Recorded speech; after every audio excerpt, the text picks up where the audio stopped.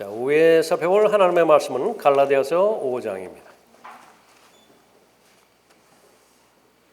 갈라디아서 5장 22절부터 25절까지 받들겠습니다. 그러나 성령의 열매는 사랑과 기쁨과 화평과 오래 참음과 친절과 선함과 믿음과 온유와 절제니 그러한 것을 반대할 법이 없느니라. 그리스도께 속한 사람들은 그 육신을 욕정과 정욕과 함께 십자가에 못 박았느니라. 만일 우리가 성령 안에서 산다면 또한 성령 안에서 행하자. 계속 성령의 열매를 살펴보겠죠. 오늘 살펴볼 성령의 열매는 선함입니다. 선함, goodness.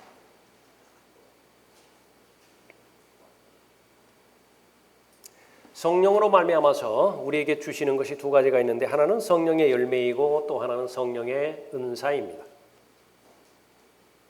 은사는 다분히 드러나는 것이에요. 사람들에게 입증이 가능합니다. 탁월해 보여요. 평가 가능한 지수로도 그렇게 여길 수 있습니다. 드러나는 것이기 때문에 그렇죠. 그래서 사람들은 성령의 은사를 사모합니다. 성령의 은사는 좋은 것이에요. 반면에 성령의 열매는 드러나지 않습니다. 그러니까 성령의 열매는 인격이죠. 성령의 은사는 능력이라고 한다면 성령의 은사는 바로 인격이라고 하는 사실을 우리가 잘 알아야 되는 것입니다. 우리가 하나님을 섬기는 데 있어서 둘 다 필요하죠. 성령의 은사가 필요하고 성령의 열매가 필요합니다. 그러니까 예수 그리스도와 동행하는 데 있어서는 바로 성령의 열매가 없이는 동행이 불가능해요. 또 하나님을 섬기는 데 있어서도 역시 마찬가지입니다. 그 갈라디아서 5장 13절에 보니까 형제들아 너희가 자유회로 부름을 받았으니 그 자유를 육신을 위한 계기로 삼지 말고 사랑으로 서로 섬기라 그랬습니다. 섬기는 주체가 되는 것은 사랑이라 그랬어요. 하나님의 나라에 대한 정의에서도 로마서 14장 17절 이후에서도 바로 하나님의 나라는 먹고 마시는 것이 아니라 성령 안에서 의와 화평과 기쁨이라 그랬죠. 그 의와 화평과 기쁨으로 대표되지는 성령의 열매가 있어야 바로 주 예수 그리스도를 섬길 수 있습니다. 그런데 이 성령의 열매 없이 하나님을 섬긴다고 했을 때에 어떤 부작용을 낳게 되는 것이냐? 그러면 하나님께서 세워주신 질서가 다 무너져 버려요. 아주 혼란스럽게 됩니다. 우리는 그리스도인은 하나님을 경배하는 사람이에요. 하나님을 숭앙하는 사람이죠. 그래서 우리는 경배자라고 해요. 사람에 대해서는 사랑의 대상입니다. 용납의 대상이고 용서의 대시고 또 동료지요. 하나님을 경배하고 또 사람들을 서로 섬기고 사랑으로 섬기는 데 필요한 모든 것들은 다 물질이에요. 우리의 건강과 체력부터 시작해서 돈이라든지 장소라든지 시간이라든지 그 모든 부분들은 다 수단이 되는 것이지요. 그런데 성령의 열매를 맺지 못하게 되면 어떻게 되는 것이냐 그러면요. 마땅히 경배해야 되는 하나님의 자리에 계셔야 되는 하나님이 다른 것과 교체가 됩니다. 제일 많이 교체가 되는 것은 돈이에요. 그래서 돈을 사랑하는 것이 모든 악의 뿌리라 그렇게 말씀하시죠. 하나님이 대체되고 사람이 그 자리에 있을 수도 있습니다. 대표적으로 제자 사역이라고 하는 그 폐단이에요. 분명히 처음에는 그 예수 그리스도를 섬기고 예수 그리스도의 제자로 시작했었겠죠. 왜 그렇지 않았겠어요? 그런데 지속적으로 성령의 열매를 맺지 못하는 결과 사람을 섬겨버리는 거예요. 어떤 특정한 사람을 교주로 삼아가지고 하나님으로 그렇게 섬겨버리는 것입니다. 거의 대부분의 이단의 공통점이 바로 그 부분이죠. 그래서 그 사람이 무너져버리면 다 무너져버리는 거예요. 그러면 사람은 어떻게 되는 것인가? 사랑의 대상이고 용납의 대상이고 또 교제의 대상인 사람이 수단과 매개가 돼버리는 거예요. 교회에서는 더 심합니다. 이것이 어떤 정치적인 그 부분만 그쪽에서 토사구팽이라고 하는 말 할 필요 없어요. 여기서도 지역 교회에서도 수많은 사람들이 그냥 사용할 만하면 이용하다가 가치 없으면 그냥 폐기 처분시켜 버리는 거예요. 그리스도께 속한 사람들은 그 육신을 욕정과 정욕과 함께 십자가에 못 박았느니라. 그러면 왜 이렇게 하나님께서 세우신 질서가 무너져 버리는 것이냐면 육신이 살아났기 때문에 그래요. 육신을 못 박는데 게을렀기 때문에 그렇죠. 그러니까 성령의 열매는 육신이 십자가에 못 박힐 때에만 열매 맺게 되어지는 것인데 두 주인을 섬기기로 결심을 해버린 거예요. 육신도 만족시키고 또 하나님도 기쁘시게 해드리려고. 그것은 불가능한 것이죠. 그래서 우리가 이 지상에 사는 동안에 하나님을 온전히 잘 섬기기 위해서 성령의 인도함을 따라서 성령 안에서 걸어가면서 맡겨주신 일들을 잘 행하기 위해서 필수적인 조건은 성령의 열매를 지속적으로 맺는 것입니다. 은사주의자들은 제일 먼저 성령의 은사들을 부르짖어요. 방언의 은사, 치유의 은사, 병 고치는 은사, 마귀를 쫓아내는 그 은사, 그런 은사들만 있으면 만족이에요. 그러나 진정으로 성경을 믿는 사람들의 제일 첫 번째 우선순위는 성령의 열매입니다. 그리스도의 충만하심에 장성한 분량에까지 이르는 것이에요. 예수 그리스도를 잘 배우는 것입니다. 그것이 전제가 됐을 때에 그 뒤에 자연스럽게 성령의 은사를 하나님께서 사용하시게 하고 그 결과 또 개인과 가정과 교회에 주시고자 하는 많은 열매를 허락해 주시는 것입니다. 오늘 선함이라고 하는 열매이죠. 제일 먼저 예수님의 성품 가운데서 선함은 어떤 선함 그 성품이 있는가? 굿 셰퍼드입니다. 목자이신데 그냥 목자가 아니라 선한 목자예요. 근데 좀 강조를 합니다. 탁월한 목자이시기도 하죠. 아주 능력 있는 목자이시기도 해요. 전지전능하신 목자이시기도 하죠. 그래서 제일 앞세운 것은 선하신 목자예요. 좋은 목자입니다. 착하다라고 하는 말도 포함이 됐어요. 사람이죠. 인격이죠. 그것을 강조한 것입니다. 나는 선한 목자라. 선한 목자는 양들을 위하여 자기 생명을 내어놓으나 삭구는 목자가 아니요 양들도 자기 양들이 아니므로 이리가 오는 것을 알면 양들을 버려두고 도망치느니라. 그리하여 이리가 양들을 채가고 흩어지게 하느니라. 삭군이 도망치는 것은 그가 삭군이기 때문이며 따라서 양에 대해서는 관심이 없느니라. 사랑이라고 하는 면을 말할 때에 어머니의 사랑이 있습니다. 사랑을 많이 표현하는 어머니도 있겠지만은 그렇게 이렇게 그 립 서비스로 사랑을 그렇게 이야기하지는 않지요. 그러니까 마음에서 우러나오는 표현을 그렇게 하는 것입니다. 반면에 마음과는 상관없이 사랑합니다, 사랑합니다, 사랑합니다 그렇게 계속 말하는 사람도 있어요. 주로 장사꾼들입니다. 고객의 마음을 얻기 위해서 가장 부드러운 말, 친절한 말 하는 것입니다.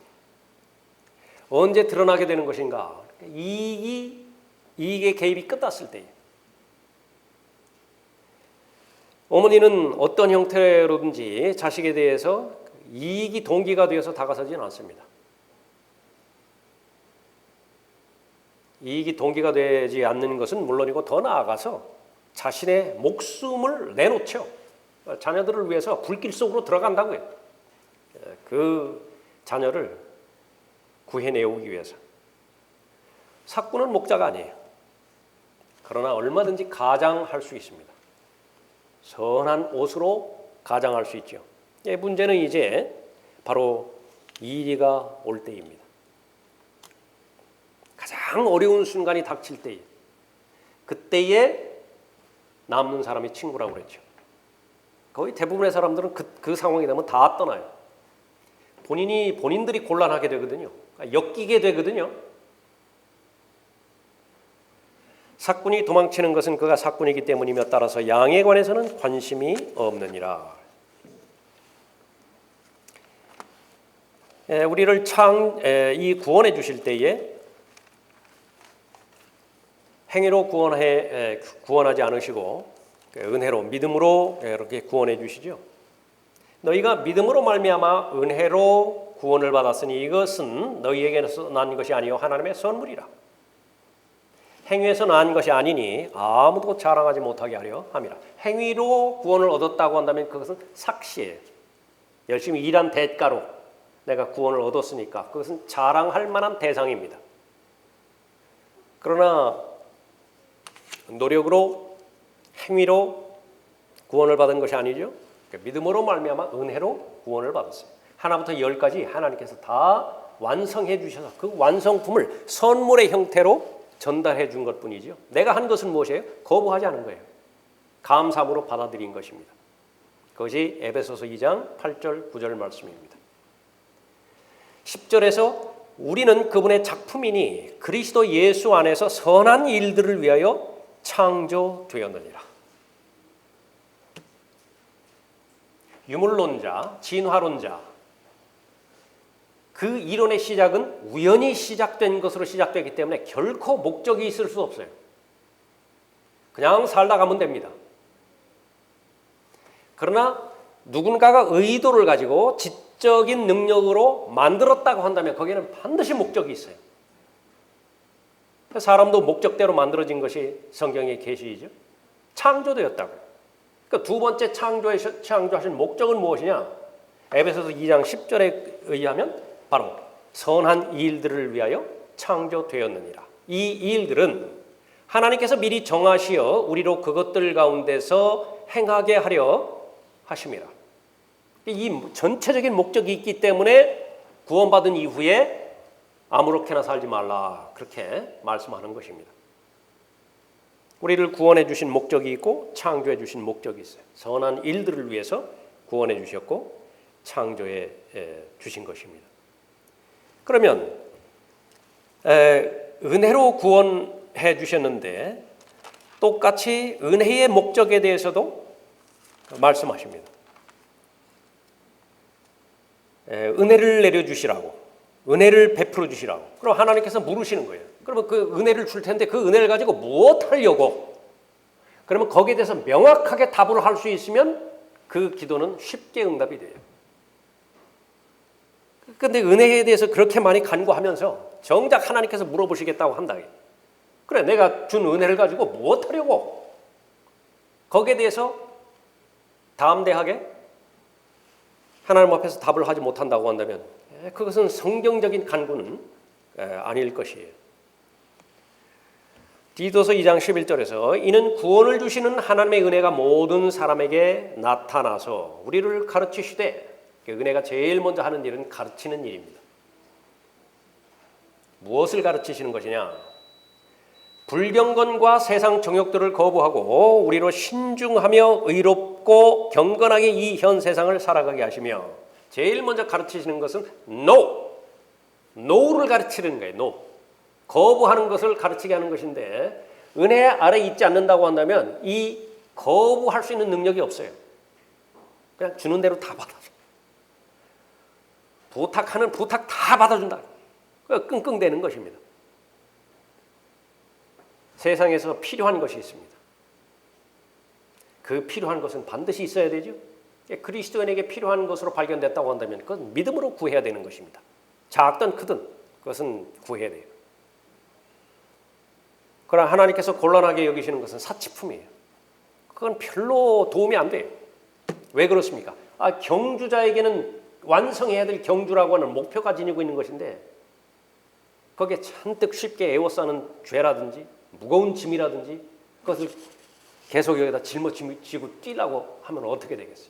그러니까 그것보다 모순된 일이 어디 있겠습니까? 거부를 해야 돼요. 판단했을 때 저건 무거운 짐이에요. 그럼 no. 쉽게 에워싸는 죄예요. 더 강하게 거부를 해야 돼요. 강하게 거부를 하는데도 계속 뒤집어 씌우려고 한다. 그러면 싸워야 됩니다. 언제까지 싸우라고 그랬어요? 피 흘리기까지 맞서 싸우라.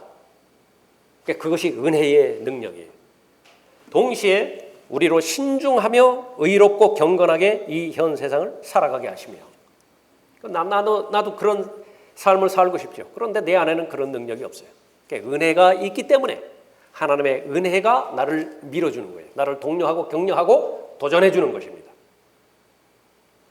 그 복된 소망 곧 위대한 하나님이신 우리 구주 예수 그리스도의 영광스러운 나타나심을 기다리게 하셨으니, 은혜가 하는 일은 또 이제 기다리게 해요. 힘을 주죠, 힘. 우리는 힘이 있어야 살아갑니다. 잠자는 것도 힘이 있어야 돼요. 힘이 없으면 잠도 깊이 못 자요. 그렇대요. 인내력이 있어야 되고 순발력이 있어야 되고 저항력이 있어야 되는 것인데, 예수 그리스도를 기다리는 데 있어서는 바로 은혜의 힘이 있어야 됩니다. 왜? 얼마나 많은 요소들이 예수 그리스도를 기다리지 못하게 방해를 해요. 그냥 포기하라고. 현 상태에서 만족하라고. 지금 있는 것만으로도 충분하지 않느냐고. 그가 우리를 위하여 자신을 주신 것은 우리를 모든 죄악에서 구속하시고, 출발점이에요. 모든 죄악에서 구속하셨어요. 본래 상태로 다 되돌려 놓으셨습니다. 죄 짓기 이전에 아담의 상태로 다 되돌려 놓으셨어요. 근데 거기에 만족하면 안 돼요. 왜냐하면 아담은 목적을 가지고 창조하셨기 때문에 그렇죠. 목적은 무엇입니까? 통치하고 다스리라. 통치하고 다스리라. 모든 죄악에서 구속하시고 자신을 위해 정결케 하사 선한 일에 열심을 내는 독특한 백성이 되게 하려 하십니다. 이 목적으로 최종적으로 은혜가 내려온 거예요. 우리를 가르치시고 우리에게 힘을 주시고 결국은 살아내게 하신다. 그래서 믿음이라고 하는 것은요, 반드시 의미가 있기 위해서는 뒤에 생활이 단절되지 않고 붙어야 돼요. 믿음 생활이에요. 신앙 생활이라 합니다.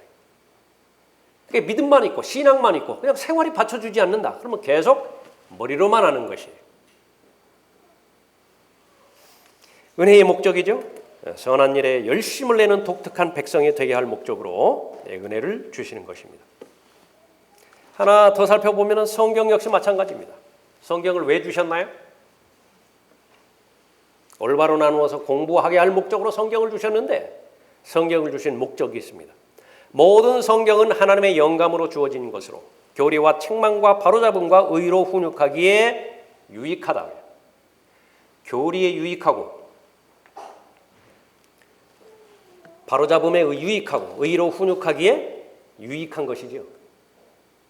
그러면 이 유익이 모여서 어떤 목적을 실행하는 것인가? 이는 하나님의 사람이 온전하게 되며 모든 선한 일에 철저히 구비되게 하려 함이니라. 목적이라고요.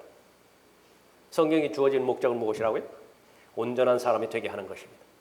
갈라디아서 5장의 표현대로 한다면 성령의 열매를 맺게 하는 것이에요. 육신의 일들이 이제 멈추는 것을 말하는 것입니다. 왜 멈췄습니까? 그리스도인이라고 한 사람은 자신의 욕정과 정욕을 십자가에 못 박아버린 사람이라. 그러면 이제 마음껏 새 사람이 하고자 하는 일들을 행할 수 있는 여건이 구비가 되어지는 것이죠. 성령의 열매를 맺는 것입니다. 이 선함으로 잘 무장이 되었다고 한다면 디모데후서 4장 7절에 따르면 이제 싸울 준비가 되어 있어요. 어떤 싸움이죠? 선한 싸움이라. Good fight. 지저분한 싸움이 아니라, 가증스러운 싸움이 아니라, 인간적인 싸움이 아니라 하나님께서 허락해 주시는 선함이라고 하는 열매를 지니고 싸움을 싸울 수가 있는 것입니다. 내가 선한 싸움을 싸우고 달려갈 길을 마치고 믿음을 지켰으니. 선으로 악을 이기는 싸움이 선한 싸움이겠죠. 그래서 로마서 12장 21절에서 악에게 지지 말고 선으로 악을 이기라. 나를 공격하기 위해서 달려드는 모든 것들은요, 내가 정상적으로 해야 하는 것들을 방해하기 위한 목적으로 접근하는 것입니다. 기도하지 못하게 만들 것이에요. 말씀 묵상하지 못하게 만들 것이고 경배를 방해할 것이에요. 정상적으로 예수 그리스도의 부활을 증거하는데 방해할 것이에요. 거기에 동조를 해버리면 어떻게 되는 것이냐? 그러면 이제 적의 계략에 말려들게 되는 것입니다. 믿음의 적들은 모두가 다 악한 동기로서 나에게 공격하는 것이에요. 근데 내가 거기에 휘말려 버려요. 같이 눈은 눈으로, 이는 이로 그렇게 대응을 해버리면 다 망해버린다고요. 그 마귀는 승리하는 것입니다. 하나님의 방법은 무엇입니까? 악에게 지지 말아야 돼요. 기도를 하지 못하도록 방해하는 상황이다. 막 급작스러운 일이 발생을 한다든지 너무 많은 일이 더 분주히 생긴다든지 그럼 내가 영적으로 깨어있어서 즉각적으로 영적인 분별력을 하는 것입니다. 이런 현상은 본질이 아니야. 문제는 내가 기도하지 못하게 만드는 것이야. 그러면 내가 믿음으로 주장해서 더 진지하게 더 은혜의 보좌 앞으로 심각하게 나아가서 한마디를 하나님 앞에 말씀드린다 하더라도 더 절실하게 하나님 앞에 말씀드리는 것입니다. 이기는 것이에요. 선으로 악을 이기는 것입니다. 말씀 역시 마찬가지입니다.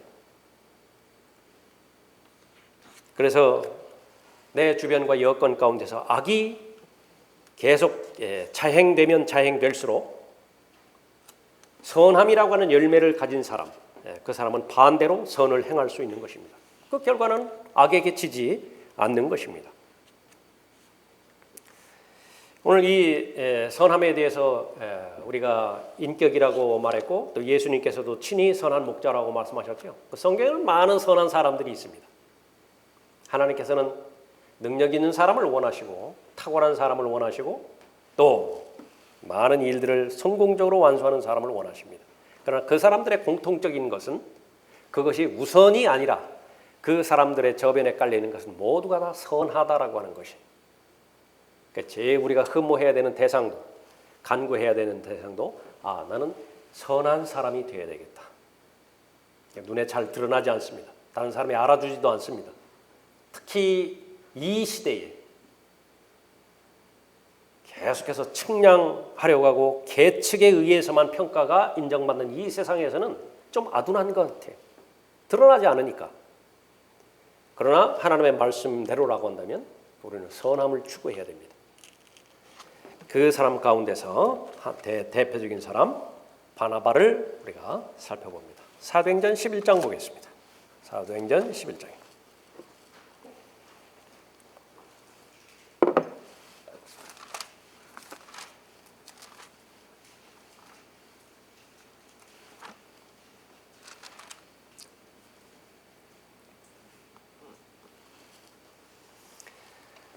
19절 보십시오. 그때에 스데반에게 일어난 박해로 인하여 널리 흩어진 사람들이 멀리 페니케와 쿠프로와 안티옥까지 가서 오직 유대인들에게만 말씀을 전파하더라. 그 사람들 가운데는 쿠프로와 쿠레네 사람 몇 명이 있었는데 그들이 안티옥에 와서는 그리스인들에게 주 예수를 전파하니라. 주의 손이 그들과 함께 하시니 많은 수가 믿고 주께로 돌아서니라. 그때 예루살렘에 있는 교회가 이런 일에 관한 소식을 듣고 바나바를 멀리 안티옥까지 가도록 보내니라. 그가 와서 하나님의 은혜를 보고 기뻐하며 또 그들 모두에게 권하기를 굳센 마음으로 주께 붙어 있으라고 하더라. 이는 그가 선한 사람이요 또 성령과 믿음으로 충만한 사람임이라. 그러므로 많은 무리가 주께 더해지더라. 그 이유는 이제 바나바가 사울을 찾으러 나서는 장면이죠. 그 가운데서 바나바가 성경에 소개되어지고 있습니다. 제일 먼저 우리가 바라는 대상, 그것은 바로 선한 사람이 되라는 것입니다. 목자는 물론이고 성도들 모두가 다 선한 사람이 되어야 되는 것이에요. 선한 사람의 설명은 성령과 믿음으로 충만한 사람, 같은 말입니다. 성령과 충만으로 같은 사람이라 해요. 자, 이것을 굳이 구분한다고 한다면요, 바람직스럽지 못한 몇 경우를 살펴볼 수 있어요. 성령으로는 충만한데 그 사람의 인격은 선하지 못한 사람이 있다. 이건 모순이에요. 그러나 흔히 하는 말이 그 사람이 막 이제 열정이 있고 막 이제 그 하나님의 일에 막 앞장서서 하고 그러면은 보통 보면 되게 성령으로 충만하다 그렇게 평가할 수 있습니다. 그런데 사람 됨됨이를 보면 아니에요. 또 하나는 사람은 너무 좋아요. 그러니까 믿음 좋은 것과 사람 좋은 것은 반드시 구분해야 됩니다. 그러니까 둘은 일치하지 않아요. 근데 또 잘 알지 못하는 상황 가운데 볼 때 사람은 너무 좋은데 선한데 성령으로 충만하지 않아요. 영적인 일에 관심도 없고 뭐 열의도 없고 그런 것을 말하는 것이겠죠. 성령으로 충만하고 믿음까지도 좋아요. 그런데 사람 됨됨이는 아니에요. 특히 지도자 가운데 이런 사람들이 많을 때에 문제가 많이 일으켜지는 것이죠. 성경에서는 절대로 그렇지 않습니다. 조금 전에 디모데후서 3장 16절 이후의 말씀을 살펴봤었죠. 성경이 주어진 목적, 그것은 사람이 온전하게 되고 모든 선한 일에 철저히 구비되게 할 목적으로 하는 것인데 그 선한 일에 철저히 구비되게 해주는 전제 조건이 성경이에요. 그러니까 성경을 공부하지 않으면 선함이라고 하는 열매를 맺을 수가 없습니다. 디도서 2장에서도 역시 마찬가지예요. 하나님의 은혜의 목적이 또 선한 일들에 열심으로 선한 일들에 전념하는 독특한 백성들이 되게 할 것이라고 언급하고 있죠. 그러니까 그 사람이 예수 그리스도의 기다림을 기다리지 못하는 상태에서는 불가능한 것이죠. 그러니까 사람이 선하다라고 하는 것과 성령과 믿음으로 충만하다라고 하는 것은 또 병행해서 같이 나가야 되는 그런 그 부분입니다. 바나바는 서로의 짐을 지는 사람이었어요. 바나바는 본래 부자였었죠. 부동산이 넉넉했습니다. 사도행전 2장에서 오순절이 됐을 때에 천하 각국에서 유대인들이 몰려들었죠. 성령께서 강림하시자 그리스도의 몸이 형성이 되었습니다. 사도들은 계속 매일매일마다 가르쳤고 성도들은 교제했죠. 본래 예루살렘에 자기 집들이 있는 사람들이 아니었어요. 이제 돌아가야 되는데 본국으로 돌아가야 되는데 사도행전 8장에서 이디오피아의 메시처럼 왜 돌아가지를 못해요? 왜? 계속 배워야 되니까. 이 기회를 어떻게 잃어버려요? 먹을 것이 필요하고 물질이 필요했죠. 쿠프로 태생의 레위인 요세라는 사람이 있었는데 사도들은 그를 바나바라고 부르니 이를 해석하면 위로의 사람이라. 바나바의 이름이 위로의 사람이래요. 위로자, 격려자. 그에게는 토지가 있어 그것을 팔아 그 대금을 사도들의 발 앞에 가져다 놓으니라. 나만 생각하지 않아요. 다른 사람의 필요를 먼저 보는 사람입니다. 갈라디아서 6장 2절에서 너희는 서로의 짐을 지라. 그리하여 그리스도의 법을 이루라. 우리가 살아가는 법은 율법이 아니에요. 우리가 살아가는 법은 왕의 법이고 그것은 갈라디아서 6장에서는 그리스도의 법이라고 언급하고 있습니다. 그 그리스도의 법을 어떻게 이룬다고요? 서로의 짐을 지는 것입니다. 한 지체이기 때문에 그런 것이죠. 큰 그림을 볼 줄 아는 사람이에요. 아주 눈앞에 있는 것만 보는 사람은 이기적인 사람이고 자기중심적인 사람이고 개인적인 사람이에요. 그러나 큰 그림을 볼 줄 아는 사람, 그것은 바로 선한 사람이에요. 자신의 필요에만 집중하지 않는 사람입니다. 어떻게 하면 줄 수 있을까?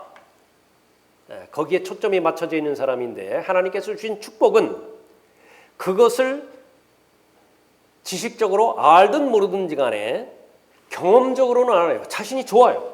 그러니까 줄 수 있는 상황인데 주지 못하면 불편해요. 참으로 복받은 사람입니다. 그러나 그것을 모르는 사람은 어떻게 돼요? 안타깝죠. 어머니 드시라고 용돈 주었는데 계속 손주들에게 다 나눠줘 버렸다. 모처럼 어머니 드시라고 해서 맛있는 음식 장만해가 와갔는데 또 옆집이니 뭐지 또 다 나눠줬다. 얼마나 속상해요. 자식 입장에서. 그러나 어머니는 그보다 더 좋을 수가 없어요. 선한 사람입니다. 그 가운데서 특별히 자기 시간을 할애하는 사람이죠. 다른 사람의 필요를 채워주는 사람. 다른 사람이 기쁜 일이 있고 슬픈 일이 있고 제일 먼저 적극적인 사랑의 표현은 몸이 가는 거죠. 몸이 가주는 거예요. 다른 사람의 필요를 채워주는 사람. 처음에는 다 받는 것에 익숙해진 것으로부터 인생이 시작되죠. 영적인 영역 마찬가지예요. 처음에는 배워야죠. 하나부터 열까지 다 배워야 된다고요.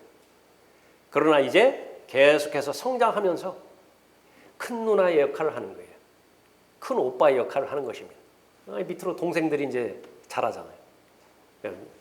할 수 있는 역량 가운데서 잘 돌보고 그러다가 바나바는 큰 사람입니다. 정말로 큰 사람이에요. 성경에서 기록하고 있는 계시하고는 큰 사람이에요. 그릇이 큰 사람이라고요. 바나바가 품을 수 없는 사람은 없어요. 심지어 조금 이따가 살펴보겠지만 바울이 포기한 사람이 있잖아요. 그러니까 그 사람도 품었다. 결국은 사람을 만들어낸다고요. 선한 사람입니다. 동일한 말로 친구의 가치를 아는 사람이죠. 바울이 구원을 받았습니다. 하나님께서 쓰시고자 할 때에 하나님의 일이라고 하는 것은 동역을 통해서 이루어지는 것인데 예수님의 제자들은 바울을 무서워했어요. 두려워했다고요. 교회를 얼마나 박해했습니까? 하나님의 은혜가 아니었다고 한다면 바울은 세상을 떠날 그때까지 그 열등감에서 벗어나지 못했을 것이에요. 꿈엔들 있겠어요? 자신이 파괴한 가정들을 한번 생각해 볼 때. 계속해서 의심의 눈초리로 바울을 쳐다보는데 무슨 수로 그 의심을 거둬들이게 할까요? 바울은 한계를 넘어가 버렸어요. 이제 바울 자체로는 안 되는 것입니다. 바나바가 나서죠. 바나바가 없는 바울, 그것은 생각조차 할 수 없는 것입니다. 그래서 사람의 가치, 그것을 아는 사람, 언제나 어려움 가운데 봉착한 사람, 하나님의 뜻이라고 한다면 기꺼이 다가가는 사람을 말하는 것입니다. 말로 사랑을 표현하고요. 행동으로도 표현하는 사람이죠. 내가 있으면 주는 거예요. 지갑을 열어서 사랑을 표현하는 것입니다. 시간을 나누어서 시간을 표현하는 그런 사람이죠. 다른 사람이 잘 되는 것을 기뻐하는 사람입니다. 다른 사람이 슬퍼할 때 같이 슬퍼하는 것, 이것도 쉬운 일은 아니지만은요, 그 사람의 사람 됨됨이의 절정을 확인하는 것은 다른 사람이 잘 될 때예요. 잘 될 때에 같이 기뻐할 수 있는 것이냐. 예루살렘 교회가 있는데 안티옥 교회에서 부흥이 일어났지 않습니까? 그 부흥에 똑같이 내 교회가 부흥한 것처럼 동일한 기쁨으로 동참했을 때에 하나님께서는 계속해서 바나바를 사용하는 것이죠. 안티옥 교회에는 일꾼들이 필요했습니다. 그러니까 누구를 보내죠? 그러니까 주변에 일꾼들이 필요한데 누구를 보냈느냐? 그러니까 여기에서는 제일 탁월한 지도자를 보냅니다. 예루살렘에서. 그 가운데 하나가 바나바였어요. 바나바의 본을 따를 때에 그리스도의 몸은 더 건강해지고요. 또 하나님께서는 더 큰 영광을 받으시는 것이죠. 그런데 교회 간의 문제의 시작은 무엇이냐면 비교의식이에요. 아주 좋지 못하게 해요. 교회끼리 서로 비교했을 때에 별것 아닌 것 가지고 아주 월등의식을 가지고요. 목이 곧기가 말할 수 없이 목이 곧아진다. 별것 아닌 것 가지고 마치 종처럼 굴기도 해요. 위축되고 주눅들고. 그건 다 어디에서 온 것인가? 성령의 열매에 확인해야 돼. 그렇게 됩니다. 하나님께서 나에 대해서 무엇이라고 평가하시는 것인가? 한 달란트 이렇게 관리한 사람 보고 너는 왜 한 달란트밖에 없느냐? 그렇게 묻지를 않으세요. 그건 하나님의 소관이에요. 하나를 주시든 다섯을 주시든 그것은 하나님의 소관이라. 다만 주신 것에 대해서, 맡겨주신 것에 대해서 최선을 다했느냐, 그것만 확인하시는 것이죠.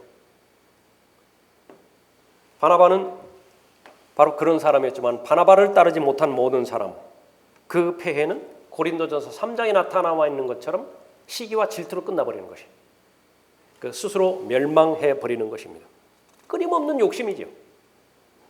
자신이 더 두드러져야 되고 명성이 더 커져야 되고 돋보이는 자리에 내가 서야 돼요.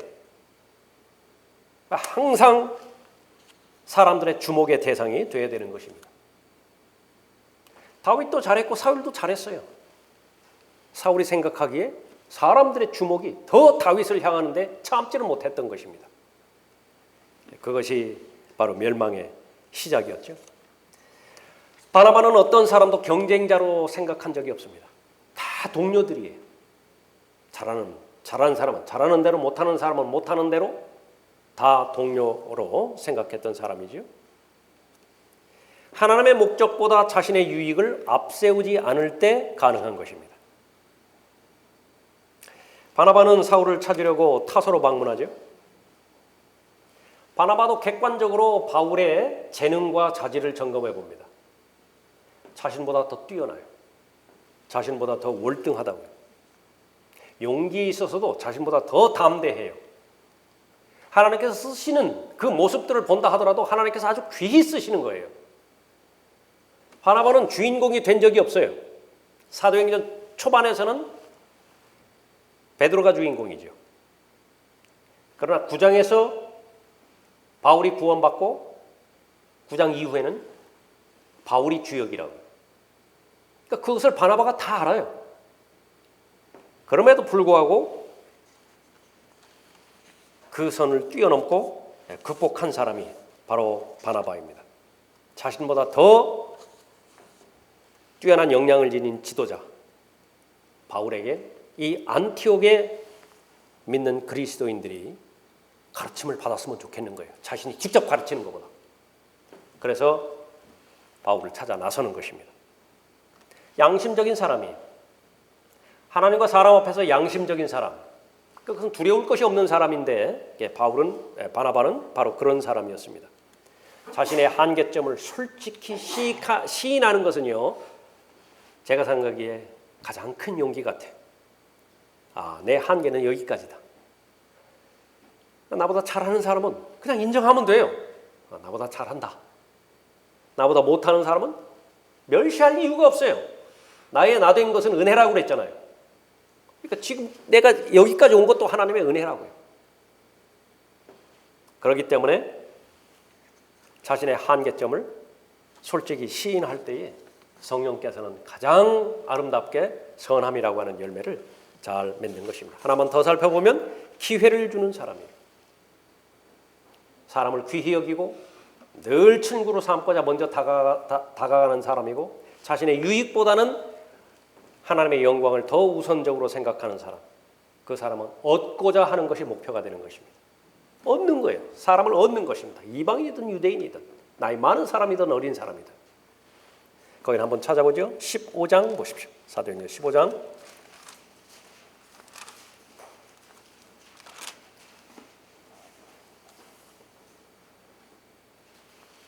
36절에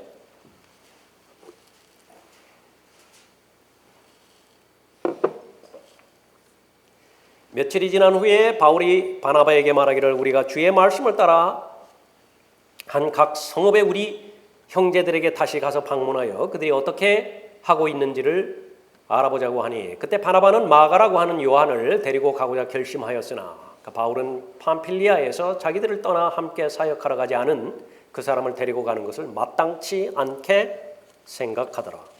그러므로 그들 간에 심한 의견 대립이 있어 서로 헤어지니 바나바는 마가를 데리고 배로 쿠프로로 떠나고, 바울은 신라를 데리고 이제 다른 곳으로 그렇게 떠났죠. 두 번째 선교 여행에 나서는 그런 그 장면입니다. 바나바는 마가를 함께 데리고 가기를 원했죠. 바울은 절대로 안 됩니다. 그렇게 우유부단하고 나약해 빠지고 또 하나님의 그 사역을 세상 일보다도 그렇게 낮게 평가하는 그 젊은이를 결코 동역자로 받아들일 수 없다라고 하는 것이죠.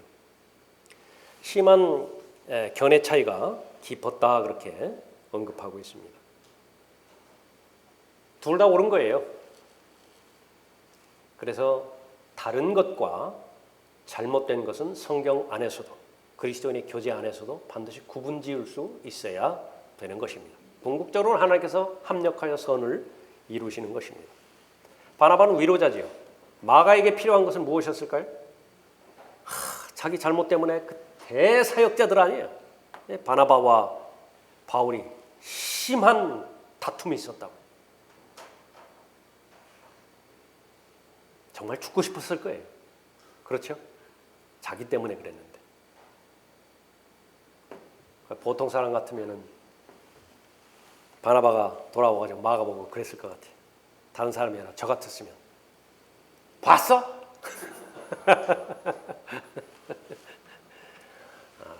그러나 격려합니다. 위로합니다. 마가 형제 다 그럴 수 있어. 다 그럴 수 있어. 앞으로 잘하면 되지. 힘을 내라고 좋은 사역자가 될 수 있을 것이라고 하나님께서 역량 있는 능력 있는 그런 그리스도인으로 잘 쓸 것이라고. 얼마만큼 마음 깊이 감사함으로 고마움으로 바나바의 위로를 받아들였겠어요. 그러니까 결국은 승리한 것입니다. 마가복음을 기록하기도 했죠. 또 그렇게 다툼이 되었던 그 자신이 이제 바울이 인정을 해서 데려오라고 디모데후서 4장 11절에서 또 그렇게 간곡하게 부탁까지도 하죠. 그러니까 올 때 혼자만 오지 말고 마가도 데려오라고. 실패한 사람을 그 실패만 보고 그렇게 평가를 해버린다고 한다면요, 하나님으로부터 쓰임 받을 수 있는 사람은 아무도 없어요. 예수님 한 분밖에 없다고. 죄를 짓지 않은 분은, 실패하지 않는 분은 예수님 한 분밖에 없기 때문에 그래요. 정말로 필요한 성품, 선함이라고 하는 성품이 왜 필요한 것인가? 주변에 수없이 많은 실패자가 있기 때문에 그렇습니다. 사람이 제일 큰 상심은 거부당한 마음이거든요. 거절당한 거예요.